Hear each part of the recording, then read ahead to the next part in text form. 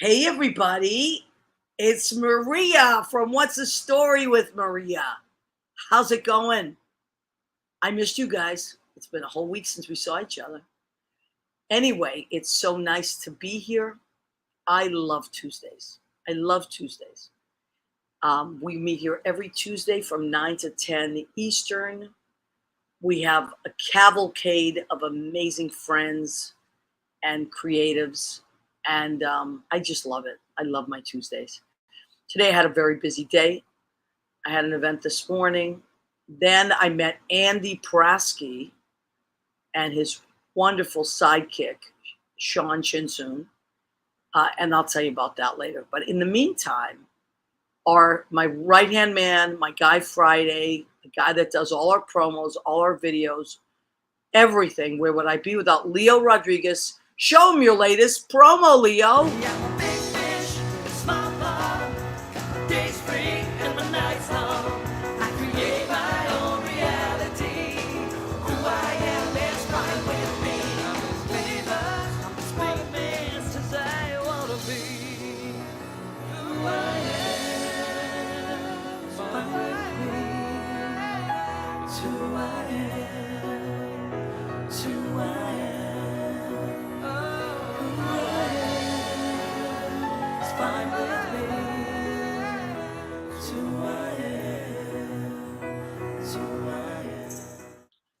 Oh my God. How exciting is this? Okay, so hi. Let's say hello to our I was gonna say our locals, but they're from all over, our regulars. Where would we be without our regulars? First in, D from D's Enlightened Edits. Hello, Danielle. How are you, my friend? Hi, Maria and Leo. Happy Tuesday. Happy Tuesday to you, Danielle. I was talking about you today to my friend Andy Prasky, who I had dinner with, and we were talking,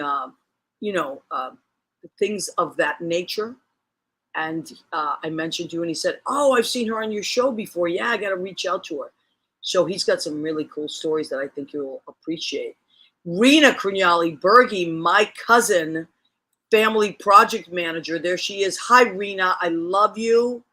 I miss you and your adorable husband, Mr. February 2022 in the calendar. Kenny Holcomb. Hey, Maria and Leo. Hi, Kenny. Kenny, there's been so many funny memes that you've sent me and I've sent you in the last 2 weeks that I can't keep up. I can't keep up. I can hear your laugh. Look, Kenny's got this big, beautiful laugh, and I can hear it now, and I can hear your laugh, Kenny. So I love that that we do that. Also, congratulations on your health issues getting better. I'm so happy for you, honey. I know you've been so strong for a few years, for many, many years, and it's on the other side now. So wonderful. Yay, Andy. Yes, Andy, you will love it. Actually, Andy pops on the show quite a bit, but he went to see Back to the Future tonight. And this is the second time he's seeing it. So, Leo, pop in for a second, honey bunny. Let's bring in our wonderful sidekick, Leo Rodriguez. You were at that lunch at Tony's? I was. Tony DiNapoli's, which believe it or not, as an Italian girl, I'm ashamed to say I've never been there. Because it just never came up. I usually go to Carmine's. But wow, I got to say, listen, I'm the queen of making sauce. So I make good sauce. But I got to tell you, that place gave me a run for my money. And they serve it family style, right? It's served family. I love family style. That's how Carmine's is. What did you have? I love Carmine's. Well, we split because it's all these big plates. Family style means that you get these giant plates, just like you would if you were at an Italian house. I was gonna live there by myself. I don't know. I'm just kidding. I love it. Oh, I know. So we got the chicken parm, which was so good. I got the calamari. They got the Caesar salad, and then I think we got like a penne bolognese. I didn't have too much of that. But I love that chicken. Oh my God, that chicken parmesan was so good. And I might have to make that some night soon. I saw that. I wanted mussels. I wanted the mussels Luciano, the mussels. Oh, yeah. You like that, Leo? Oh, I love those. And that just made me crave those right now. My mother loved that. My mother loved I love seafood so much, and especially like the way it's made Italian style. I love that, like linguine alla vongolo, like all that delicious clam. And also, I love like anything Fra Diablo. I love that. That's very, very Italian. Little kid, Italian kids. I'm sure, like if you, depending on what house you grow, like the Mexican kids, you grew up with certain tastes, Oh things you yeah. just ate because your family ate it. Mm-hmm. And same thing with Italians. Like we just grew up eating calamari. We didn't. I mean, I remember like the Irish kids at school saying, "You ate squid." We'd be like, "What? The what?" Be like, "Oh, you calamari? Yeah, of course we eat that."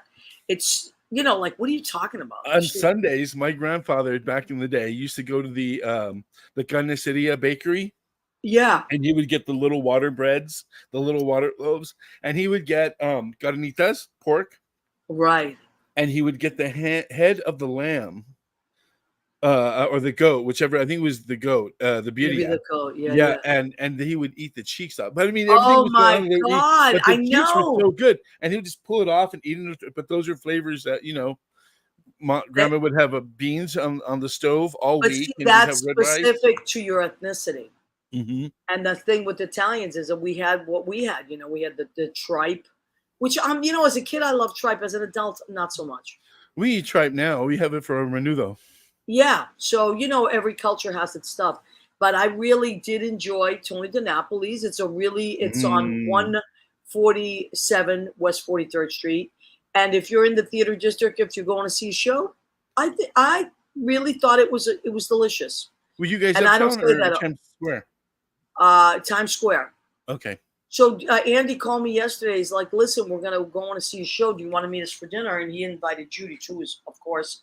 But Judy was working so much today; she was way out in South Jersey, so she wouldn't have made it back in time. But I said I can take the A train down, have dinner, and then I got to make my show. So I came right back up, and they went to see um, Back Back to to the the Future Future. for the second time. They said it was amazing. Alana Diaz, I want to our go, boom. friend. Yes, Alana, I miss you, honey. It's been a while. Alana Diaz is at the Stonewall Inn tonight. She's got pipes for days, uh, and personality for days, of course. She's with Miles, our friend Miles, My Miles. your Miles Whitaker. He's there, and He I'm owes sure me they're having television it. hours. And Dan Pardo's back from Oh, his whirlwind tour of. He rode his bike like 700 miles. Seriously, like a wow. crazy amount for cancer.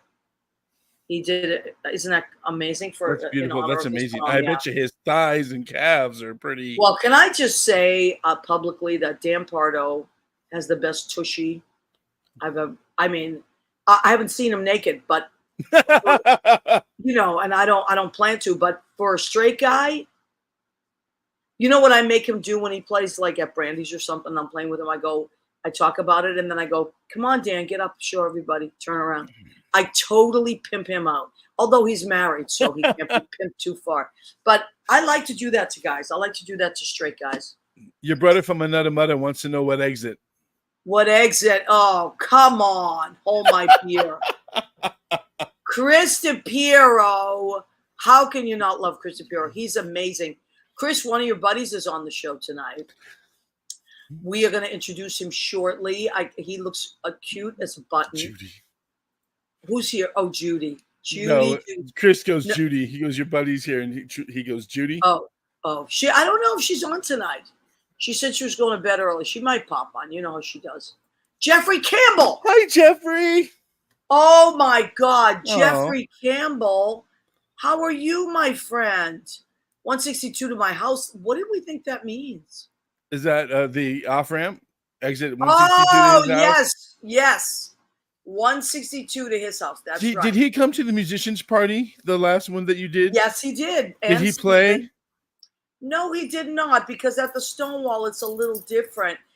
Guys, I mean this. I'm not joking. I am going to start having a couple of parties at my house again. They have to fix my bathroom ceiling because my bathroom ceiling leaked. The lady upstairs left the bathtub running. Yeah, so the thing is, that and my kitchen floor, they have to rip it up and put new tiles. Oh no! I'm excited about both things because it's going to look nice. You know why that kitchen floor? No, I know. I need that kitchen floor. It's all that cooking you're doing, lady. It is all that cooking I'm doing, but it's just it needs to be replaced. And I think they should put black tiles, because when you cook constantly, And then my bedroom, there was a leak over the winter. The radiator leaked Oh my onto my goodness. window. So then the window, it's crazy. My apartment's falling apart, but I love it. And it's a New York apartment and I'm going to stay here. It's got that feeling though, right? That's the I one thing love it. about New York apartments. You can go for all the nudes, and I see it. Zillow comes up and Yeah. apartments for rent. But my anniversary came up for when I moved into my Brooklyn apartment. Remember that one? Yeah, I And do. just the bottom floor, little cozy studio, woodwork. Ants would come out when it rained because that was the thing, That's But what it's New York. character, and Yeah, the building I was love built in it. like the 1920s. Love I it. know. And my building is in Washington Heights, which is like so old. Look behind you, the arches. I love my arches. Let me Look get a at good that. shot. I just love it. I love those arches. That's what made me fall in love with this apartment. I walked in, I knew it was mine. Is that like a Spanish flavor, a Spanish touch, You or know, like it something a little might more? be. It might be. Absolutely, 100%. And this apartment and my next door neighbor's apartment were one big apartment, and they split them up years and years ago. But the building is built in 1908. So I remember one time the plumber came and had to break in my ceiling another place. And I said, well, Jesus, these pipes. He goes, listen, lady, a lot of these pipes are the original pipes from 1908. We don't know which one's going to go next. And he's right.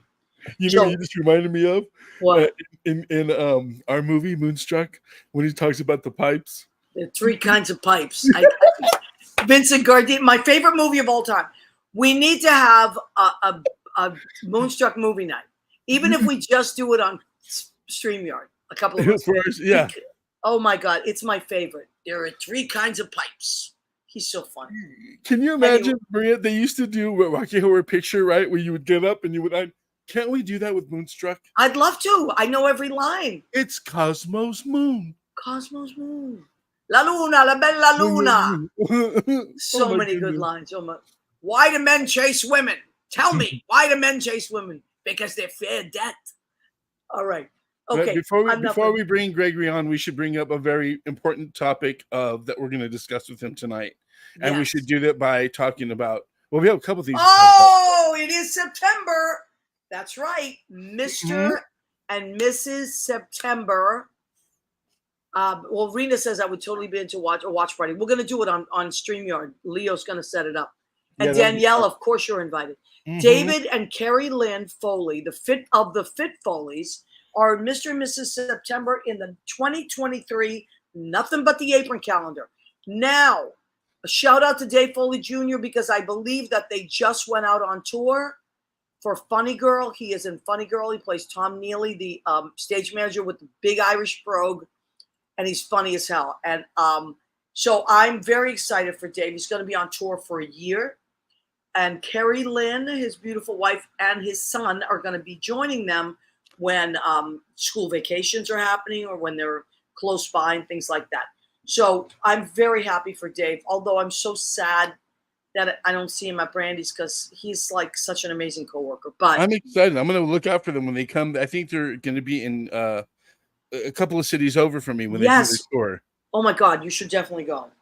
Okay. And of course, they're holding on to that magnificent, beautiful tasting sauce. Yes, that's right. Of course, I still make sauce. I don't deliver as much, although certain places I can deliver if it's close. But if you just text me or call me, I can make it happen, and you can meet me at any of my jobs, and we can do an exchange or a drive by. Many times I drive by and you can just run out of your apartment, throw it out the window. I know, it's so crazy. I started in COVID, and now I do a couple a week. But I am always happy to take care of your sauce needs. Chris Lopez says hi, Chris Lopez. How are you? Name the day and I'm there, says Danielle. Danielle, oh my God. Marina, Danielle, Leo, me. Goffy. Goffy knows every line too. Goffy is Bobo the waiter. So there's how much fun would we have? We could just shout. My sister would totally be there too. Shout out every line. Okay. Another thing I wanted to talk about before we bring the very, very, very handsome Greg Cioffi on is my friend Shannon Rackow. And if you knew her, you would be her friend too. Leo is an amazing headshot photographer. She takes the most beautiful pictures. And I saw on her Facebook wall this week that she is doing a special. like an amazing specials. And I think it's like, so go to Shannon Rackow Photography, and that is spelled, I believe, Rackow, right? Yes. Shannon, let me see. Yeah, it's fall mini shoot special. So it's 2 weekends, and the dates are there. The weekend of the 23rd to the 24th, and then in October the 7th through the 8th. So get a hold of Shannon. Go to Shannon Rackow. R-A-K, no C. Rakow Photography. She is fantastic. She takes the most beautiful pictures. She is an actress and singer herself, so she understands what you need for auditions. So get a hold of her. Tell her Maria sent you. And she didn't ask me to do this. I wanted to do it because I love her and I love her work. And I saw it on her wall, and I'm like, oh, I should tell people before those spots fill up. So if you are someone that needs headshots, go and get a hold of Shannon. And that's a really good deal when you have to continually get headshots. When Are you you change kidding me? A yourself. good deal. That's what I was paying 30 years ago when I moved here. I mean, really, you know what headshots are now? $1,000. Literally $1,000. You know, You when mean you need them. selfies don't work? Nah. No, they won't let you. Coffee's bubble. The way Sabrina's laughing. It's true. It is. It's He true. always calls himself that too. So we did want to talk about Shannon. We wanted to tell you about Dave. Oh, one more thing. Yeah. How did you know, Leo? Because you're we're magical. We are a team. We are a team, baby. You better believe we're a team. All right. This is, if you don't know what this is called Postcards to Swing States. I have been doing these for a few years now, and I got to tell you, they work. So what they are is like, I'm not someone that wants to donate to, I'm not into that, donating to any, that's just my thing. I'd rather grassroots it. I like the one-on-one talking to people stuff. So some people register people to vote, which I think is amazing. Like I found out that Taylor Swift at every one of her concerts across the country has these booths set up where you can register to vote. You can also just go to vote.org and register, especially people that have never voted, these young kids that just turned 18. If you're an older brother, sister, aunt, cousin, make sure they register to vote. Because you got to vote in the primary. You have, vote in the primary and get your vote in. Okay, what I do is postcards to swing states, and they always ask you which state. I mean, they give you which state would you like, and they give you a list. And I always say wherever the need is greatest. So they sent me Virginia and Kentucky. That means that those are swing states now, which is very encouraging. So what you do is you sign up for like as little as 100, as much as 1,000 cards. I usually get 250, and they give you. I think they have to go out by like the middle of October. So what I do is I do a few a day, and they also email you a list of registered Democrats that are your list. You print it out on your own. And the postcards, they used to send you some free, but now, it's not that much. I think I paid $30 for 250. So if you get 100, I think it's like $15. It's not, instead of donating, do that. And then Democrats in those states will get a little postcard from you that says, don't forget to vote on the date. I always write, make sure you remind your family and friends, thank you so much for being a voter.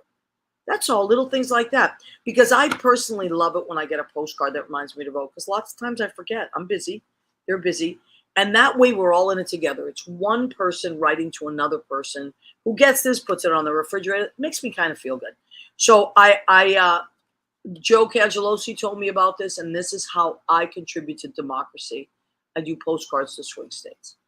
Okay? And if you want to type in or let me know how you contribute to democracy, we are always, always happy to hear about that. Danielle says Leo is magical. I believe he is. I believe Leo to be a magical being.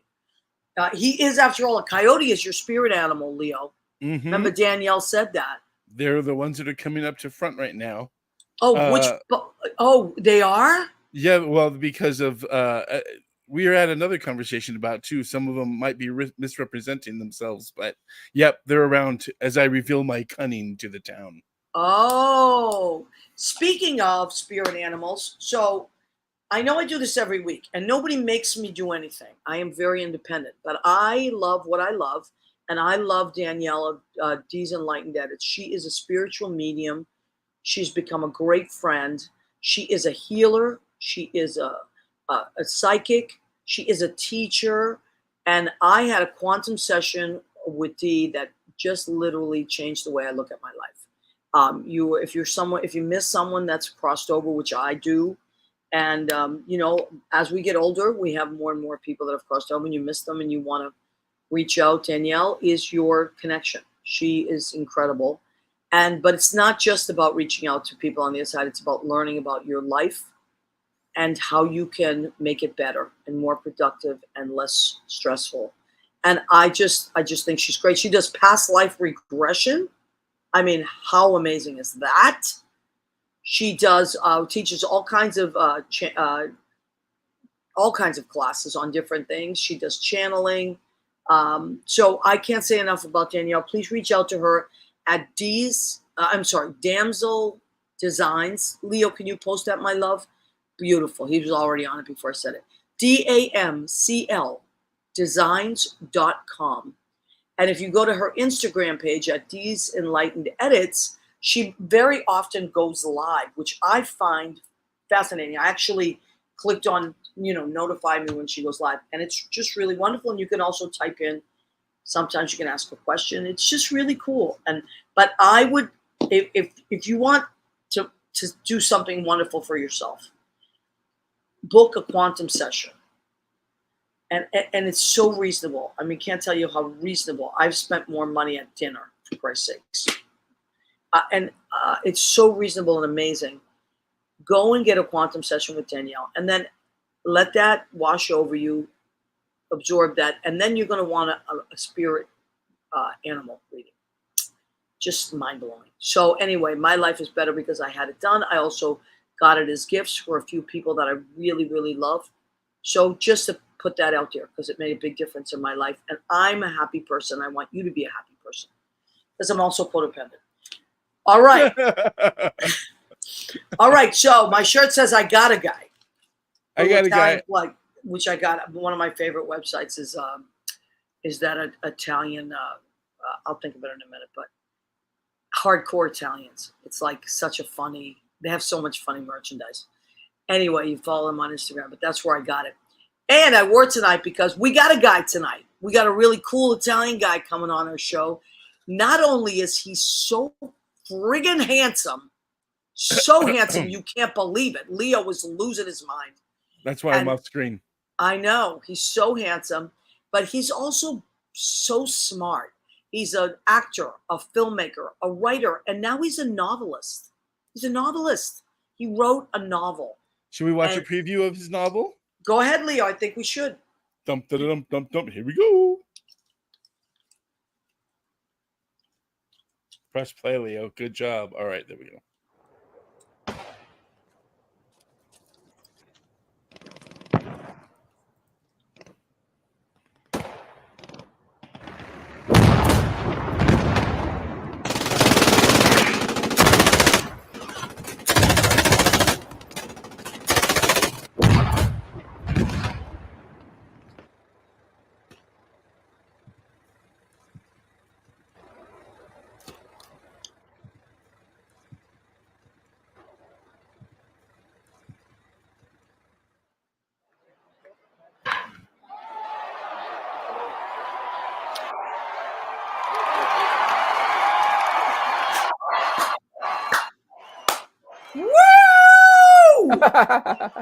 Oh my God. If you don't have chills out there, something is wrong with you. Wow. How are you? I'm great, my sweetheart. I am great, as is Leo. We're so happy to see you. I'm happy to be here. Thanks for having me. Of course. Cassidy Kletter says, Greg. That has been a friend since first grade. No. Oh, yes. I love that. I love, love, love that. Isn't that great when you stay friends for years and years and years? Okay, so I got chills because I'm a huge baseball fan. I also got, like, when I was hearing those gunshots and those explosions, I got so rattled because my mom was a little kid during World War II. I thought it was And interesting they put no music behind that. I really thought when I first watched the video, and I was like, "There's no music," but then what you just said, the gunshots were just so they got the jarring. point. Yeah, I Yeah. have Effects, I have yeah. chills. I have chills from that video. It went from the sounds of battle to the sounds of cheers with baseball. Oh my God. Yeah. And I'm a huge baseball fan, and I love that baseball is one of those things that brings the world together because now it is a world sport, as we know. Yeah. I also have friends that are Japanese, and I know how they love baseball as much as we do. So Oh, I it's got huge. chills. Oh my God, I got chills on that end. So let's talk about your book first. You got a trillion things that we could talk about. But I really want to talk about your book first because I noticed it on Facebook right away. I'm like, look at this guy. Now he's writing books. Yeah. And I love the title, The Devil in the Diamond, right? Yep, absolutely. I Yep. love it. The diamond, obviously referring to the baseball diamond. Right, but I didn't know that before the promo. Of course, yeah. And then the devil simply referring to sort of any sort of bigotry or prejudice or things of that nature. So the story is about, much like the promo references, two soldiers, one American, one Japanese, who meet at the tail end of World War II. And the American is put in charge of watching the Japanese soldier until a transport arrives to take him away to a POW camp. And in that time, because they have some time to kill, they just happen to strike up an unlikely conversation, and they realize that the only thing they actually have in common is baseball. But baseball is a very powerful language, and so they get to talking, and so begins the seeds of what eventually will become a friendship. Wow. Yeah. I love it. And what a great premise. Yeah. And you don't hear about that too much. I mean, it's very, very, very original. Yeah. It's funny. A lot of the sports, coupled with war stories, you don't hear too much of, but it is actually true. Right after World War II, after Germany's surrender, America basically repurposed all these youth stadiums in Germany, and they made baseball fields out of them. And they Really? had countries play other countries to entertain American troops who were still stationed there. Really? Ironically, I don't actually think there was a Japanese game. That part is fictional because I don't think Japan actually surrendered yet. But my story is also about after the two soldiers go back home and try to acclimate to a post-war world, which they did not really expect. They both get invited to represent their country, and so they meet again. This time, not on the battlefield, but on the ball field. Oh my God. Yeah. I have chills again. Yeah. And neither is aware, right? The only time because the novel opens and it begins in war, right? So the first few chapters are very action oriented, and then it kind of transitions into the post-war world, and you see them separately trying to interact with the world again, try to acclimate to life, and friends and loved ones that are left or whatnot. And so they just have the memory of each other until they don't, until they see each other again. Wow. Oh my God. All right. Let me just tell you, people have checked in. Our friend Chris DePiero, of course, is here. We love Chris. Jeffrey Campbell is here. Carlos Hernandez, Barry Silber, Adrian Christian are watching. Adrian, I hope you're feeling better. I'm just sending some love out to you. He was in a car accident. He is doing well, thank God. We were worried about you, but I'm so glad you're okay. And Rick Sudi Caritas is watching as well. They were on a show a few weeks ago. Carlos, I wanted to go back and talk about those guys in a second for a reason. And Carlos Hernandez, I want to talk about Carlos Hernandez. Carlos Hernandez posted a picture that was taken about in 1993. So what's that, 30 years ago, right? It was a picture. It was my first teaching job, and it's me and my students. And Carlos was a junior staff, and now he is a grown man with grown children, and he's a great film guy. And that's why, Carlos, you would love Greg. He's in Texas now, but He's a Brooklyn guy originally. So you should definitely follow Greg, and Greg, you should follow Carlos, because Carlos is making a documentary too. Absolutely. But so all these great film people, Adrian and Rick are going to be in our Nothing But the Apron calendar. And Greg, Leo mentioned something earlier, because we do have 5 spots left. Oh God. I know. I want you to, you don't have to say yes now. I'm not going to put you on the spot, but I want you to give it some thought. If you would like to be in our 2024 Nothing But the Apron, I will get an apron to you. And all you have to do is wear the apron with nothing on underneath. We don't have to see any privates or anything, and you'll know where to put yourself in what situation. Maybe typing. I don't know.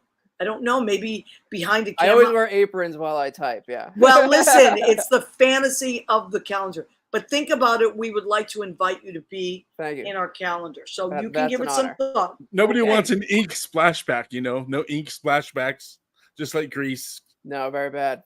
Yeah. That's it. That's why. If you want to, we're throwing it out there. It's not a private invitation. We've thrown it out there in front of millions of people listening and watching.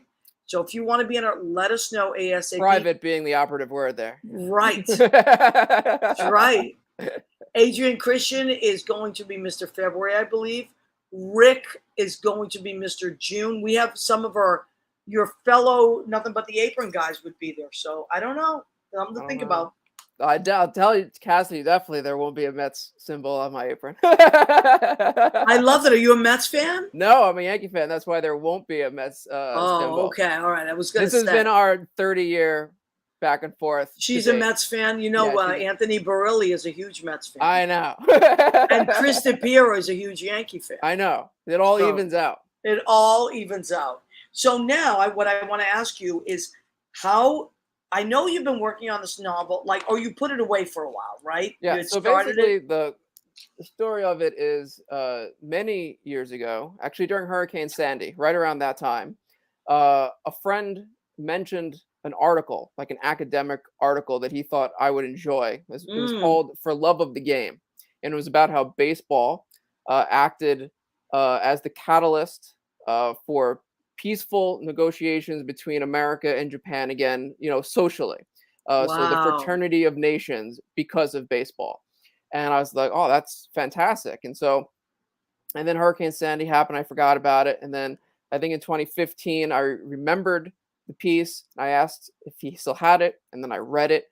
And I was just mesmerized by the story and the potential. And I saw a story in there, right? Even though this was kind of a scholarly article, I was like, I see it creatively. Yes. And so I didn't do anything at that time with it again because it's very daunting to write a novel. Oh my God. And so when the COVID-19 pandemic happened, I found myself quarantined with an abundance of time. And so I was like, well, I want to do something really productive because I don't know when I'll have this chunk of time again. So absolutely. So for a whole year, because I was in the restaurant business and I didn't go back to the waitering thing. For a whole year, I wrote every single day.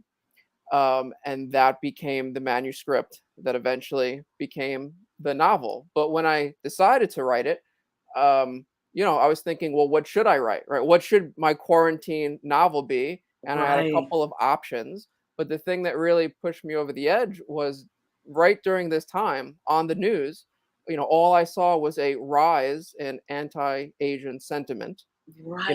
And so it just connected and made sense to me because that's literally what this story was about, decades ago, and so it seemed like the timing is right. The topic matter seemed right. It seems like one of those pieces that could hold up a mirror to society, despite it being a period piece, right? The novel mostly takes place, in the mid 20th century, right after World War II, but it's kind of a multi-generational tale. And we also follow their grandparents and their parents of how they helped shape baseball. So we go as far back as the 1870s. And it's some things, unfortunately, never change. And some of that is ignorance. So yes. So that's what the devil in the diamond refers to, is that sort of ignorance. Yeah. I love that. Yeah. I love that. That's amazing. Now, also, when I thought of diamond before I knew before I knew it was about baseball, I thought, well, a diamond is formed under a tremendous amount of pressure. Sure. As do So, our good ball players. right. I love that. So to me, like I would pick it up off the shelf because of that. I'd be like, I wonder if it's a book about like getting through a hard time, a lot of pressure, a lot of, you know, and so I And like you I would be like the, correct. You would be correct because I mean, at the core of it, that's exactly what it's about. wow. So how can people get this unbelievable book?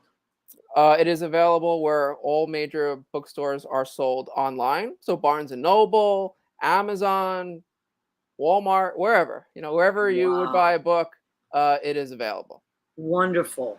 Yeah, And now let's show the cover again, Leo, if you don't mind. That way people can see. So that way, if they are looking for it, the absolutely. devil in the diamond. There it is. And shout out to Henry Gray Publishing for choosing and releasing my debut novel. So I love it. And I love the cover, by the way.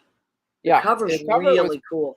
gorgeous. I actually got to handpick the artist whose work uh, I just adored online. I've never met this individual in person, but I was like, that's the style. That's exactly what I want. I actually made a like stick figure rendition of the cover, and I Wow. was like, this but good. Yeah. Oh, I love that. It's fantastic. Yeah. So thank you, honey. Russ Cool. Woolley has joined us. Mary Mansfield has joined us. Let me see who else. I like to shout everybody out. Regina McBride. Hi, Regina. How are you? Gina, that's my Fabulous. best friend's mom. No, that's so Yeah. cool. All right. Well, we're glad you're here. This is so nice that your friends are coming to support. And Chris DePiero says, congratulations, Greg. Looking forward to reading it. I And you love know that what man. this is? Yeah. There's no way you love him more than I do. 'Cause I mean, but he's so lovable. He's such a great guy. Now, and speaking of which, he's also a filmmaker and um, he's started working on his Gavon's Produce again, which is hysterical. So catch that. Also catch Live from Jersey. He and Silvana Mastrolia have their own podcast that they live, and it's ridiculously funny. It's Did usually that stem Monday. out of this program from just being guests? No, No. actually, I believe Chris had his show first, Oh, if cool. I'm not mistaken. I think Live from Jersey preceded What's the Story with Maria. So Michael Rizzo is watching us. No relation to Anthony Rizzo and no relation to my dog Rizzo, but a wonderful person who is friends with my dog Rizzo. So lots of great people are watching. Now, Greg, I could focus on so many parts of your career, but you don't just you're not just a writer, although you write a lot of the scripts that you do end up turning into films. You're also a filmmaker, right? This is true. Yeah. Okay, so why don't we talk about go ahead, what you would like, and then Leo's already pulled stuff up. Sure thing. We can kind of just double whammy it. So Okay. currently, there's two Genie Productions films on the festival circuit. One is called The Concert Goer, which I directed and adapted from a short story. Okay. The Concert Goer, which originally written by Dennis Paul, and we've collaborated before. But you'll see some TNT people in there. Look, there's Susan and Buckman is there. Oh my God. So this is a zany little Twilight Zone-esque comedy, well, comedy slash dramedy. Many people consider it more of a drama, but it's about a couple who goes to a concert, and it's sold out, much to their disappointment. And so they are told that if they go to that little outside garden, that the music will be piped in. So Mm. they do, and they sit, and at that time they're completely by themselves, and the music is piped in, but it sounds absolutely horrible. And then they notice a man who's just lying on a brick bench. Let's see, there, played by the great Lee Buckman. And they spend much of the rest of the time trying to figure out if this man is alive, dead, or the greatest musical connoisseur of all time. Wow. So it's kind of this quirky little fun film. Oh, I love that. The Concert Goer. Yeah. That's And it got into wonderful. a few festivals. It was most recently at Long Island International Film Expo, where it was nominated for Best Art Direction. Oh, I Which is a little love funny that. because we didn't have an art director or an art department, just a small crew of people who were very artistically inclined, I would say. Mm. And so that's very exciting. We've been happy so far with the journey, and hopefully it's not over. Oh, that's wonderful, honey. Yeah. And the Long Island Film Festival is getting a lot of publicity. It has. It's really grown over the last Yes. 20, 25 years. It's like recognized as one of the cooler festivals. It's also nice to be in an actual movie theater, right? It's like Yeah. it's like other a real like big budget movies like screen there. So Yeah, I love that. it's a great experience. Chris Pure, I went to see something that, well, I think it was Gavon's when he did all of it together and turned it kind of into a movie a couple years ago, and it was this amazing theater, Golden Door, I think it's called, in Jersey Oh City. yeah, that's also a big one, I feel like. I know, so I love that. I love seeing movies in actual theaters. Yeah. So now, and what is the other one? And Transit. the other one That's is intriguing. Transit, a New York City fairy tale. And that is also on the festival circuit and actually also just screened at the Long Island International Film Expo. Same festival, different day. And Okay. this is a film that is about basically man meets woman. They start seeing each other and going out. And then a little into the relationship, she reveals that she's actually a transgender woman. And then the Wow. rest of the film deals with them trying to, and specifically him trying to reconcile that whole concept and idea, um, and the aftermath of all of that. Oh, wow. And Cool. And so our great timely. friend Puya stars opposite me, who is just a truly lovely, wonderful actor and activist, and she also helped me pen the script. Wow. After I wrote the first script, I basically gave it to her, and I was like, "Make it authentic," you know. Oh, And that's so, great, Greg. That yeah, was so she very rewrote a lot of her character, and then some of my reactions. And then at the end of it, we had this great screenplay. I was super proud of. And that's also wow. done pretty well on the festival circuit. We actually premiered at an Academy Award qualifying festival, which is out on film Wow. in Atlanta. So that was a big first for G&E production. So we're super excited about that, and it's going to be in New Faces, New Voices on September 12th, I believe it is, which is in the city. Wow. So that'll be its New York City debut, and Oh, wow. Do you know yeah. what is that a weekend or Yeah. Well, I can actually tell you with if my you can handy remind us, dandy we'll talk about calendar. it. We'll It's put it on. actually during the week. Oh, beautiful. It's a Tuesday, actually. All right, It's that's a all right. Tuesday evening. Okay, so Andy Prasky, our friend Andy Prasky says hello, Maria and Leo. I was just with Andy, having dinner with him and his wonderful partner in crime, Sean Chinsoon. Andy is a filmmaker, actually, and has worked and directs many things and documentaries and all kinds of things. So, Andy, you and Greg should know each other. Greg Cioffi, and Andy, you should also know Chris DePiero. You guys would all get along so incredibly well, and you're all so talented. Oh my God, amazing. So, Greg, now are you someone that gets an idea first, writes the script first, sees the vision first? How does Hmm. your mind create? Good question. So for longer projects that are, I guess, in prose, like a narration, I tend to do like chapter breakdowns or little sections at a time. Mm, Um, for The Devil and the Diamond, it was a little different actually. I created a giant timeline of events because it's a historical fiction piece. So, all of my plots were weaving and woven through historical events. So for The Devil and wow. the Diamond, I actually made a giant timeline that went as far back as 1871 and as close as like 2004. And it just traced basically overlaps between America, Japan, and baseball. So that's how that one came to be. But I usually start anything with, well, what is the thing I'm trying to say? That's usually Mm, my starting point.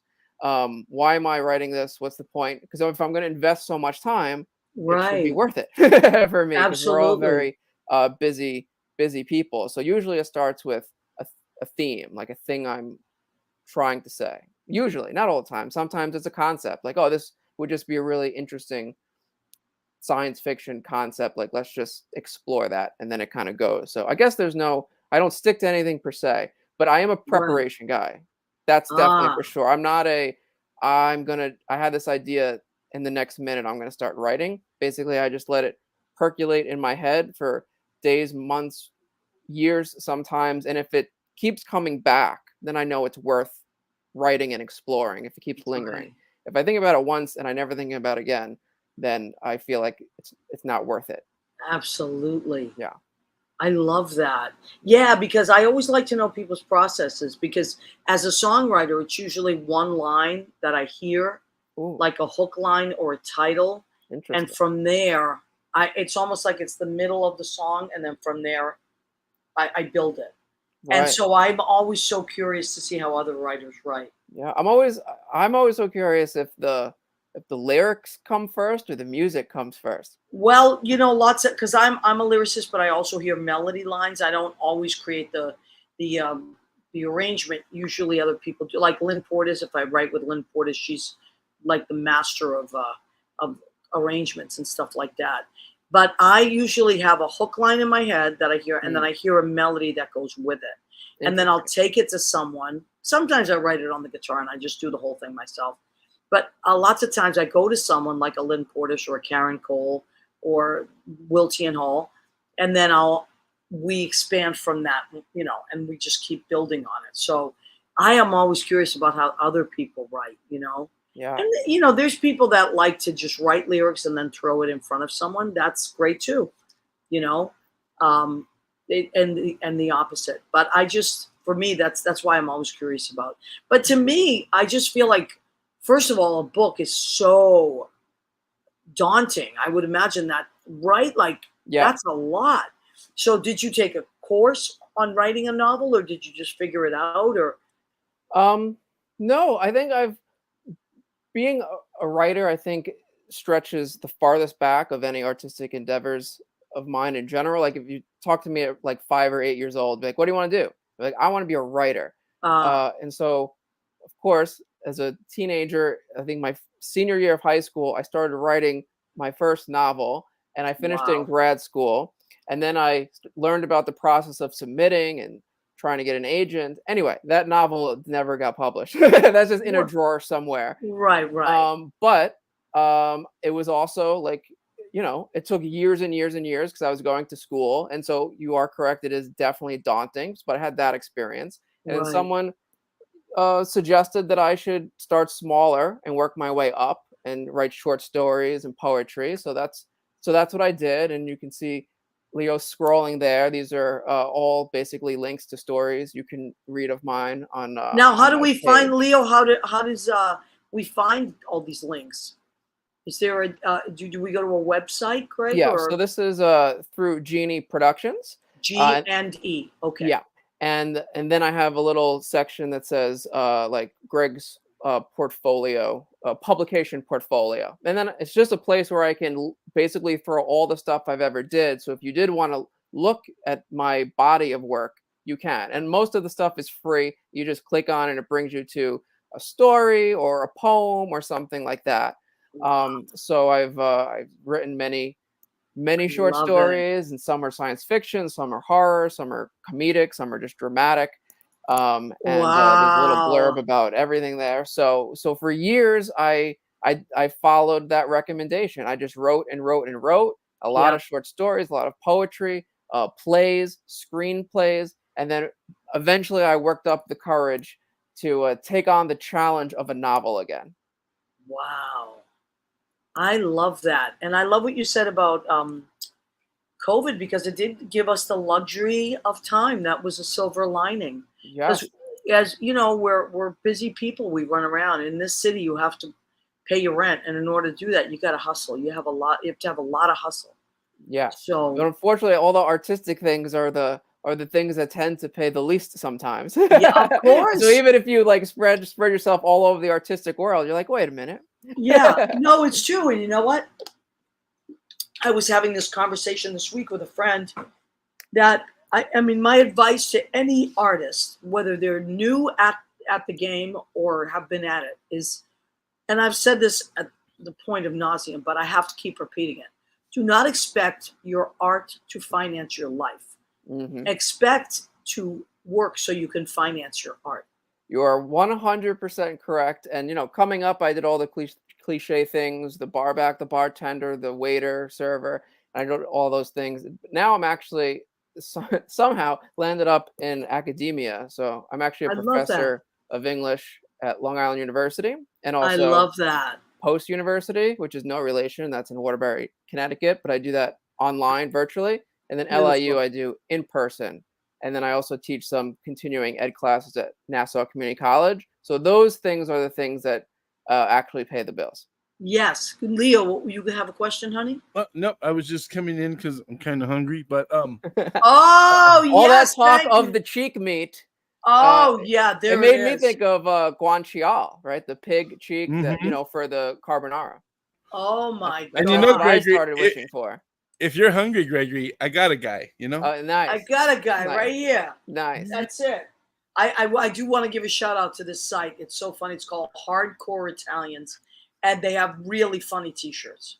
Like one shirt I bought for Bobby Belfry says, "I'm surrounded by Stunads." Like I just like stupid shit like that. But anyway, okay. So this is the section of our show called "Go Ahead, Keep Eating." So at the count of 3, and everybody at home, ready? We say it together. 1, 2, 3. Go ahead. Keep eating. So what did I make? I always make something for every show to stay creative. Tonight I have made a delicious caprese sandwich. So this is sliced mozzarella, beautiful Jersey beefsteaks, tomatoes, although I tend to go with the vine ripe. But the Jersey beefsteaks were so beautiful this week at the Acme supermarket in Fort Lee, New Jersey, that I got a couple. So, and then of course, fresh basil.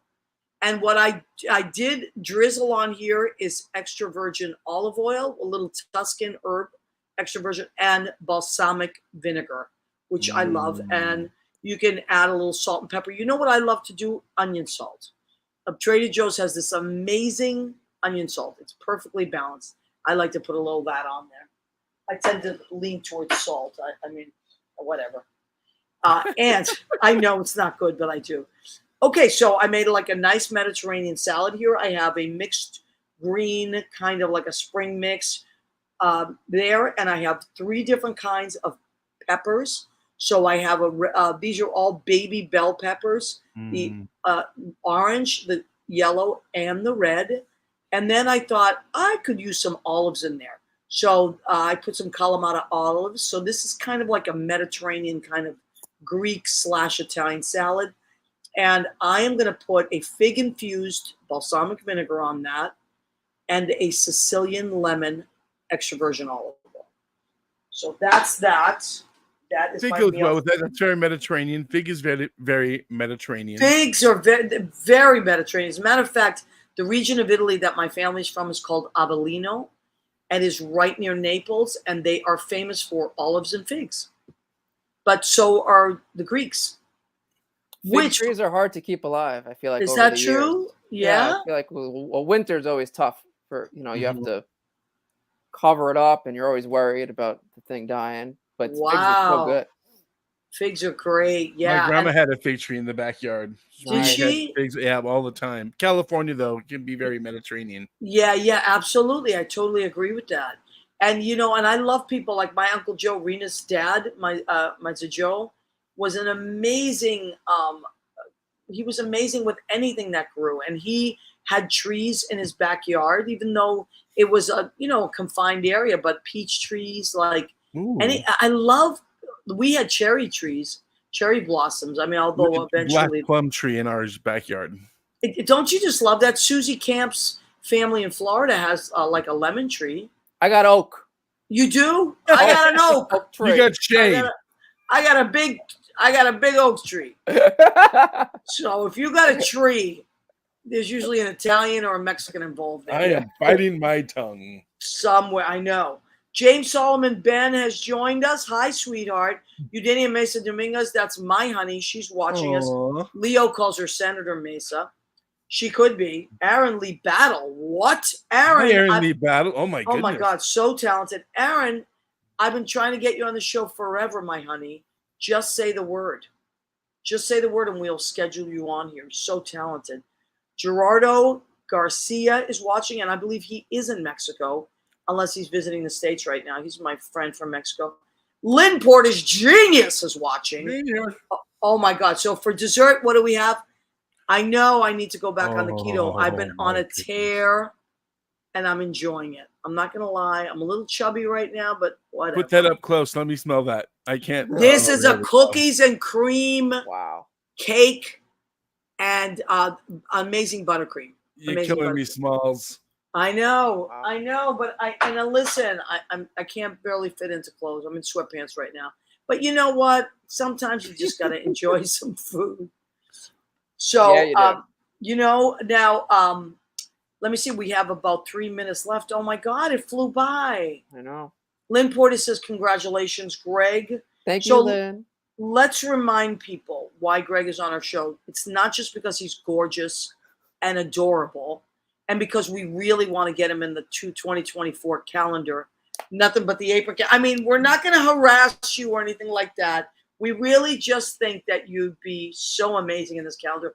When's your birthday? April. April is free. It's not taken. You could be Mr. April. Look at that. I'm just saying, it's one of the months that is up for grabs. No Aries or Pisces? Taurus. April 25th. Taurus. Oh, okay. Very nice. After the rain. All right. You think about it. Just think about it. Let us know. Sounds good.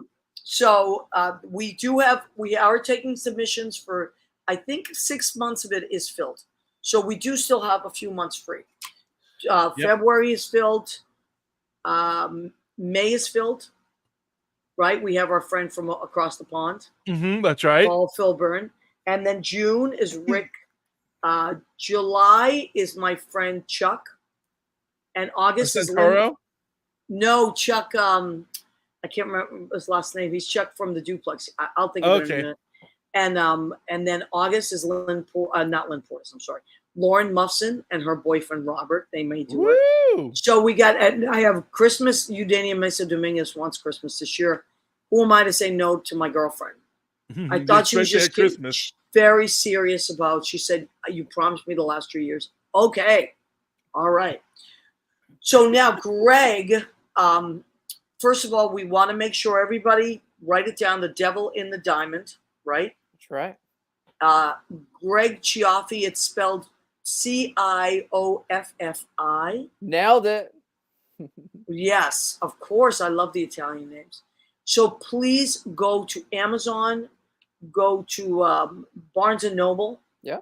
And anywhere that you buy books, go and order his book. And you know what I would say?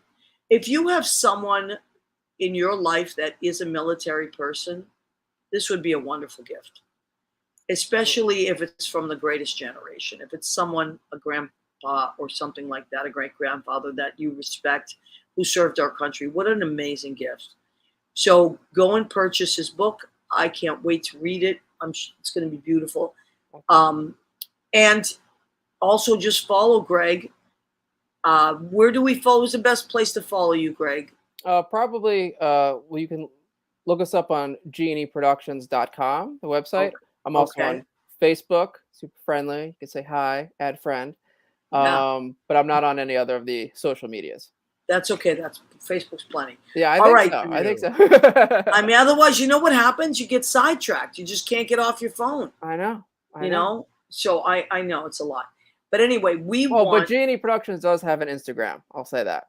Okay, good. Yeah. Good to know. Yeah. All right. Now, I always ask our guests to leave us with some encouraging words for our creative friends that watch. Most of the people that watch or listen to the show are creative people themselves. What words of encouragement would you give another creative? Oh, goodness. Grit and perseverance is the name of the game, I think. If you love it, do it. Don't take no for an answer, right? I wrote a whole novel once. It never was accepted or saw the light of day in any way. but you just keep going. If you love it and you have something to say and you're an artist at heart, never give in, never stop, because clearly dreams come true no matter what age you are. Yes, I love that. I absolutely love that.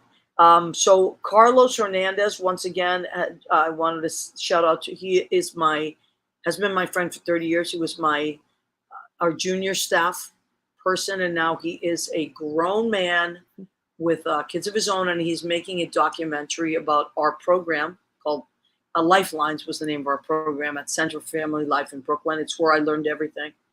It was my first teaching job, so I want to give a shout out to Carlos. And Carlos, when the documentary starts getting made, or when, please come on the show and promote it. I'm gonna need a box of Kleenex because they were my kids, and I just learned so much. So as a teacher, I loved my kids and they loved me, and it was a beautiful time in my life.